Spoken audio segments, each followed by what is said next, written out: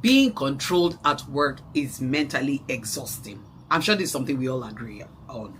Absence of autonomy at work is such an insidious cause of fatigue in the workplace, and it's so subtle that it's not even considered when this topic is raised. Decisions that were once made by experienced staff now require managerial sign-off. Small changes at the workplace become emails, emails become meetings, meetings become another approval stage. And before long, capable professionals find themselves asking for permission to do the very work they were employed to do, precisely because they were already capable of doing this. And in my experience, this happens when managers believe that they need to be more involved in the day-to-day process. They want greater visibility, they want more oversight, they want more reassurance that the work is progressing as expected. And initially, applying this method, it might seem as though there is better control of the system, but as time passes by, the real danger of micromanagement emerges. People will stop thinking independently, and performance across the entire workforce will drop, and it will drop sharply too. I don't believe that employees who went through a rigorous hiring process suddenly lack competence. No, the more likely explanation is that the system no longer rewards initiative. Hold on, let me explain this. So let's take an example of a team that's responsible for implementing, say, a new software across an organization. The project manager has gone through the process of assembling experienced professionals from IT, from operations, finance, human resources.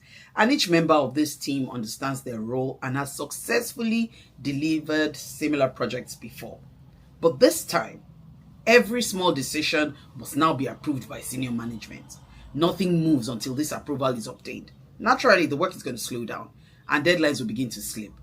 Risks that happen in the workplace will remain open longer than necessary, and frustration will grow across the team.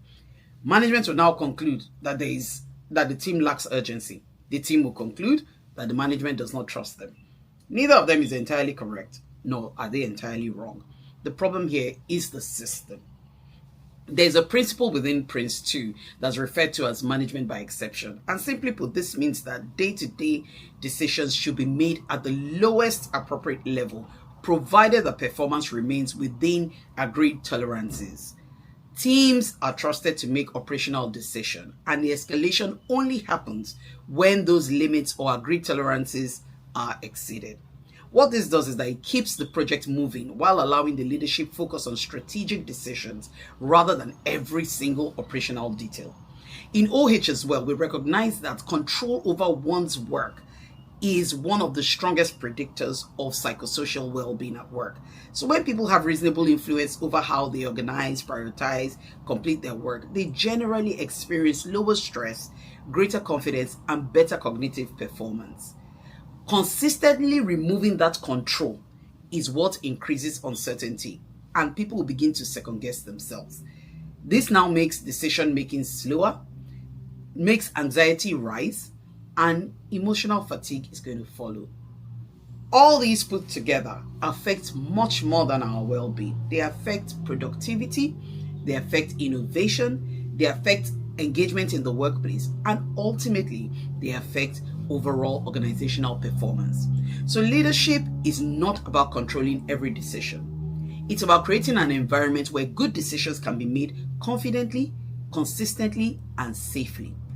Remember today, if you have not taken anything from this lesson, that sustainable performance depends on both what people are expected to deliver and how much they are trusted to deliver that.